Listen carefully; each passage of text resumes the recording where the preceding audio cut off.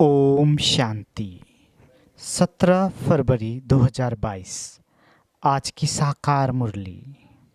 शिव बाबा कहते, मीठे बच्चे, सिर पर विक्रमों का बोझा बहुत है, इसलिए अब तक शारीरिक बीमारियां आदि आती है। जब कर्मातीत बनेंगे तो कर्म भोग चुक्त हो जाएंगे। प्रश्न, सभी का अटेंशन खिंचवाने के लिए इस यूनिवर्सिटी का कौन सा नाम होना चाहिए? उत्तर, सच्चा सच्चा ज्ञान विज्ञान भवन। पांडव भवन।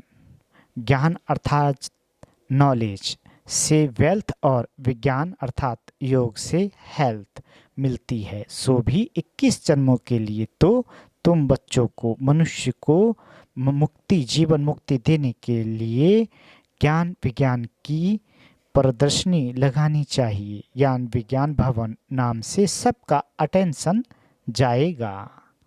आज का गीत हमारे तीर्थ न्यारे हैं। ओम शांति। बाबा कहते, इस गीत में एक लाइन आती है, चारों तरफ लगाए फेरे। बाबा कहते, तीर्थों पर मनुष्य चारों धामों का फेरा लगाते हैं। अब उनका फेरा क्यों लगाते हैं? यह चक्र का फेरा है। सतयुग, त्रेता आदि ये फेरा है। जितना बाप को याद करेंगे, चक्र को फिराएंगे, उतना ही विक्रम विनाश होंगे। तो बाबा को बहुत याद करना पड़े, क्योंकि विक्रमों का बोझा सर पर बहुत है। शारीरिक बीमारियां तो अंत तक चलनी है, कर्म भोग तो अंत तक रहता है। यह निशानी है। जब तक कर्मातीत अवस्था को नहीं पहुंचते हैं, तब तक कुछ न कुछ दुख लगता ही रहता है। पिछाड़ी में ये सब खत्म होंगे। अपना मुख्य है ज्ञान और योग। दिल्ली में ज्ञान विज्ञान भवन है। सच्चा सच्चा ज्ञान विज्ञान भवन तो ये है। ज्ञान माना नॉलेज, जीवन मुक्ति। विज्ञान माना मुक्ति। योग को विज्ञान कहा जाता है। विज्ञान से मुक्ति, ज्ञान से जीवन मुक्ति।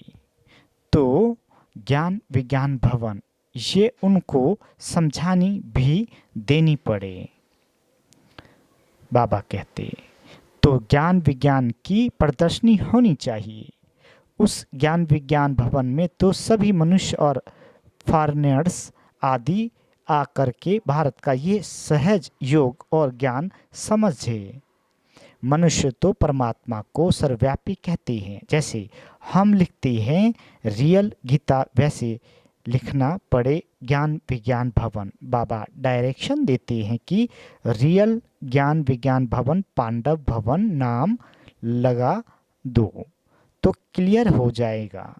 फिर साथ में ये भी लिखो कि ज्ञान से जीवन मुक्ति, एवर हेल्दी, और विज्ञान अथवा योग से एवर वेल्दी कैसे बनते हैं। सो आकर समझो। जब समझेंगे तब कहेंगे बरोबर। प्रैक्टिकल में देवी देवता पद सुख शांति का मिल रहा है। एक को समझाने की बात नहीं। इस पर प्रदर्शनी मेला करो तो हजारों आकर समझेंगे। बाबा युक्ति बताते हैं। झट कपड़े पर प्रिंट किया और लगा दिया। कुछ भी बनाने में देरी नहीं लगती है। चित्र हमारे बहुत अच्छे हैं। कोई भी देसी चाहे विदेशी आकर समझे। बाबा कहते हैं सृष्टि चक्र का चित्र बहुत बड़ा बनाना चाहिए। उसके बाजू में फिर विराट रूप का चित्र हो। ऊपर में चोटी। सिर्फ शिव नहीं, त्रिमूर्ति तो जरूर हो, क्योंकि सिद्ध करना है ब्रह्मा द्वारा स्थापना। ये ब्राह्मण ही पुनर्जन्म में आने वाले हैं। ब्राह्मण सो देवता, देवता सो क्षत्रिय वैश्य और शूद्र। ये अच्छा चित्र बनाकर बाजू में रखना चाहिए तो समझाने में सहज हो जाए। इस ज्ञान योग से स्वर्ग कैसे बनता है? ये ब्राह्मण एडॉप्टेड है। प्रजापिता ब्रह्मा द्वारा ब्राह्मण रचे। समझाने की बड़ी युक्ति चाहिए। सबको निमंत्रण भेजना चाहिए। चित्रों पर समझाना तो बहुत सहज है। परमपिता परमात्मा द्वारा राजयोग सीख नई राजधानी स्थापन हो रही है। ये ब्रह्मा कुमार कुमारियाँ कोटों में कोई बनते हैं। बाबा कहते उनमें भी आश्चर्यबंत पशंती सुनंती कथंती भगंती हो जाते हैं। यहाँ गरीब ही है तो साहूकार भी है, तो बीच वाले भी हैं। साहूकार जल्दी नहीं उठ सकते। बाबा ने तो समझा दिया है कि ज्ञान यज्ञ में अनेक प्रकार के विघ्न तो पड़ेंगे, बहुत अत्याचार होंगे। कामेशु क्रोधेशु है ना, विष न मिलने के कारण मारते हैं। कन्याओं को भी शादी के लिए बहुत मारते हैं। बाबा तो कहते हैं जो श्रीमत पर चलेंगे वो श्रेष्ठाचारी बनेंगे। बाबा आते ही हैं पतित भ्रष्टाचारी दुनिया में। इस रावण राज्य में पहले काम महाशत्रु है। श्रेष्ठाचारी राज्य को तो कहा जाता है संपूर्ण निर्विकारी, उनमें विकार होता ही नहीं। तब ये प्रश्न भी नहीं उठ सकता कि वहाँ पैदाइश कैसे होगी। अरे राम राज्य में विष होता ही नहीं, यह तो रावण राज्य है। जब तो रावण को जलाते हैं। इस समय श्रेष्ठाचारी कोई हो न सके। श्रेष्ठाचारी बनना एक परमपिता परमात्मा का ही काम है। स्वर्ग तो है ही वाइसलेस वर्ल्ड, वहाँ विष होता ही नहीं। क्यों? रावण राज्य ही नहीं है। बाबा कहते अभी तुम राज लेते हो योग बल से, रावण का खात्मा अब होना ही है। अभी है संगम, अभी तुम संपूर्ण बन रहे हो। सतयुग की जब आदि होती है तब वहाँ एक भी विकारी हो ना सके। संगम पर दोनों है ना, मैला पानी और सफ़ेद पानी, उनका ही संगम कहा जाता है। मैला जब चला जाएगा तो फिर देखने में भी नहीं आएगा। तो अभी दुनिया का भी संगम है, आत्मा और परमात्मा का ये संगम है। बाकी नदी और सागर का संगम तो परंपरा से चलता ही आता है। नदी तो सागर में ही पड़ेगी, बाकी पानी का फर्क तो होता ही है। बाप के सिवाय कोई भी मनुष्य त्रिकालदर्शी त्रिलोकीनाथ बना नहीं सकता। त्रिकालदर्शी और त्रिलोकीनाथ तुम ही बनते हो। कृष्ण को भी नहीं कह सकते त्रिलोकीनाथ। तीनों कालों को जानने वाला एक ही है त्रिलोकीनाथ। त्रिकालदर्शी सिवाय परमपिता परमात्मा के दूसरा कोई होता नहीं। लक्ष्मी नारायण को तो तीनों लोकों अथवा तीनों कालों का ज्ञान ही नहीं है। आदि मध्य अंत का भी ज्ञान नहीं है। अभी तो हमारे पास सारा ज्ञान है। त्रिलोकी का भी ज्ञान है जो बाबा का टाइटल है, वह ब्राह्मणों को भी मिल सकता है, देवताओं को भी यह ज्ञान नहीं। तुम बहुत ऊंच हो। बाबा कहते जो बच्चे अपने को त्रिलोकीनाथ त्रिकालदर्शी समझते हैं वो तो दूसरों को आप समान बनाने में बिजी होंगे। सबको निमंत्रण देना चाहिए। हर धर्म वालों को लिखना चाहिए कि ज्ञान विज्ञान से हेल्थ वेल्थ कैसे मिलती है, आकर समझो। दिल्ली में ज्ञान विज्ञान भवन में भी ये चीज़ हो तो कितने फॉरेनर्स आकर नॉलेज लेवें। आखिरी अंत में तो सबको समझाना ही है, विनाश भी अवश्य होना ही है। तो क्यों नहीं बाबा को याद करे तो विक्रम भी विनाश हो। और जितनी जितनी आत्मा शुद्ध होती जाएगी उतना पद भी ऊंच मिलेगा। सारा मदार है ज्ञान और विज्ञान पर। मुक्ति धाम में रहने वाले योग ही पसंद करेंगे, उन्हों की आत्मा में पाठ ही ऐसा है। और देवी देवता धर्म वाले नॉलेज को ही पसंद करेंगे।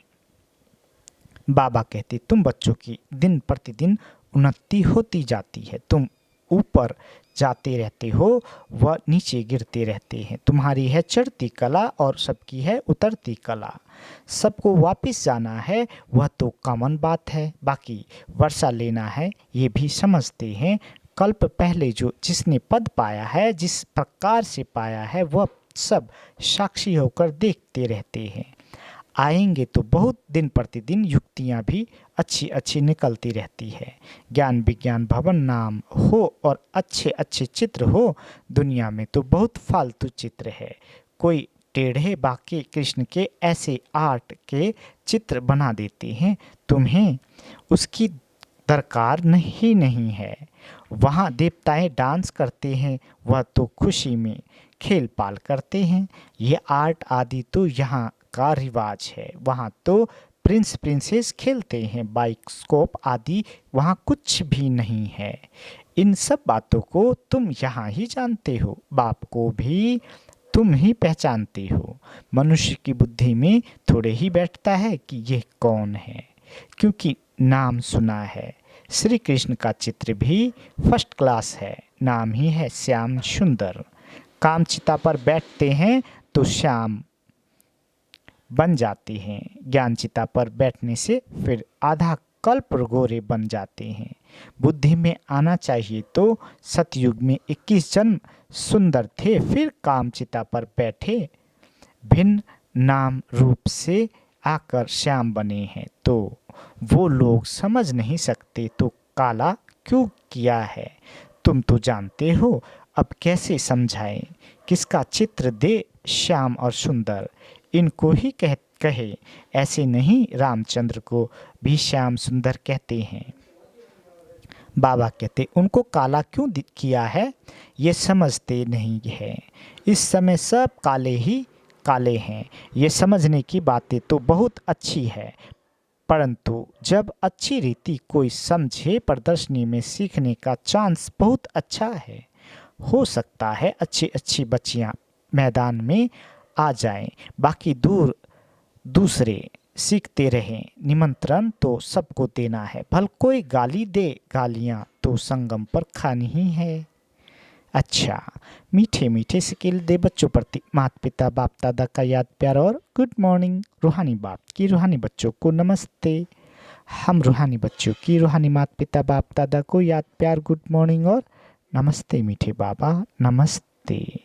धारणा के लिए मुख्य सार। पहला, श्रीमत पर चलकर श्रेष्ठाचारी बनना है। काम महाशत्रु पर विजय बन संपूर्ण निर्विकारी बनना है। अत्याचारों से डरना नहीं है।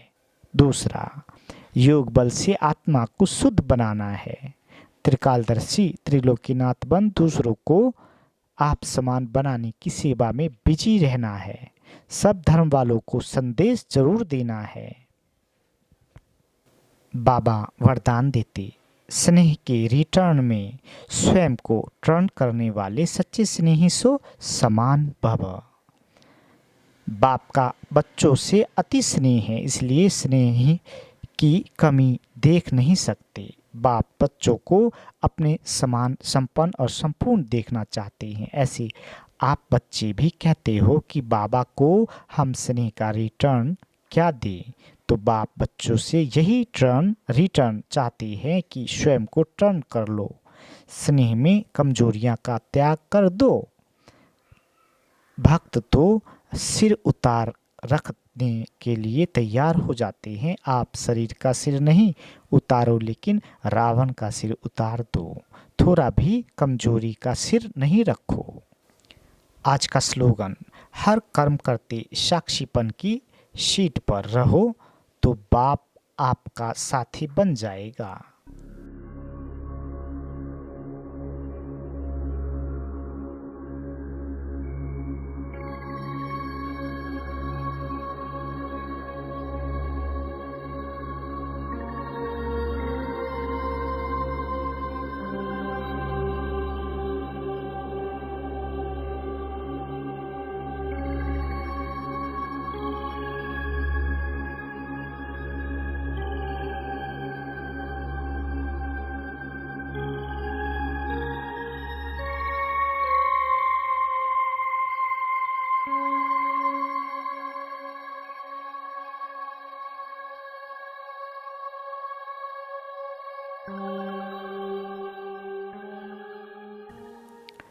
मातेश्वरी जी के अनमोल महावाक्य। संपूर्ण पुरुषार्थ की सिद्धि, 21 जन्म सुख की प्रालब्ध। मम्मा कहती, देखो परमात्मा के साथ इतना संपूर्ण संबंध जोड़ना है जो 21 जन्मों के लिए सुख प्राप्त हो जावे। ये है पुरुषार्थ की सिद्धि। परंतु 21 जन्म का नाम सुन ठंडे मत पड़ जाना। 21 जन्मों के लिए इतना इसी समय पुरुषार्थ भी करे फिर भी 21 जन्मों के बाद गिरना ही है तो सिद्धि क्या हुई। परंतु ड्रामा के अंदर आत्माओं की जितनी सर्वोत्तम सिद्धि मुकर्रर है वो तो मिलेगी ना। बाप तो आए हमें संपूर्ण स्टेज पर पहुंचा देते हैं, परंतु हम बच्चे बाबा को भूल जाते हैं तो जरूर गिरेंगे। इसमें बाप का कोई दोष नहीं। अब कमी हुई तो हम बच्चों की सतयुग त्रेता का सारा सुख इस जन्म के पुरुषार्थ पर आधार रखता है, तो क्यों न संपूर्ण पुरुषार्थ कर अपना सर्वोत्तम पाठ बजाएं और अच्छे से अच्छा पुरुषार्थ कर पूरा वर्षा लेवे। पुरुषार्थ मनुष्य सदा सुख के लिए ही करता है, सुख दुख से न्यारे होने के लिए कोई पुरुषार्थ नहीं करता। वो तो ड्रामा के अंत में परमात्मा आए सभी आत्माओं को सजा दे पवित्र बनाए पाठ से मुक्त करेंगे। ये तो परमात्मा का कार्य है, वो अपनी मुकर्रर समय पर आपे ही आकर बताते हैं। अब जब आत्माओं को फिर भी पाठ में आना ही पड़ेगा तो क्यों न अच्छा पुरुषार्थ कर सर्वोत्तम पाठ बजाएं। अच्छा, ओम शांति।